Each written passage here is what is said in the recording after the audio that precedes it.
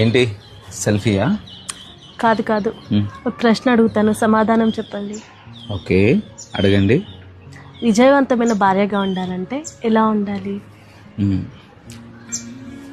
ఏ భార్య అయితే భర్తకు లోబడుతుందో ఆ భార్య భర్త హృదయాన్ని గెలుచుకుంటుంది, భర్త ప్రేమను గెలుచుకుంటుంది. ఏ భార్య అయితే భర్తను గెలిపించాలి అనుకుంటుందో ఆ ప్రయత్నంలోనే భార్య గెలిచేస్తుంది. ఏ భార్య అయితే భర్తను గెలవాలనుకుంటుందో ఆ ప్రయత్నంలోనే తాను ఓడిపోతుంది. మహారాణిగా ఉండాలనుకునే ప్రతి భార్య తన భర్తను మహారాజుగా ట్రీట్ చేయడం నేర్చుకోవాలి.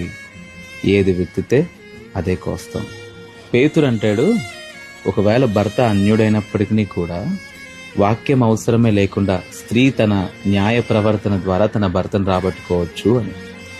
వాక్య ప్రకారం ప్రవర్తించే ప్రతి భార్య తన జీవితంలో ఖచ్చితంగా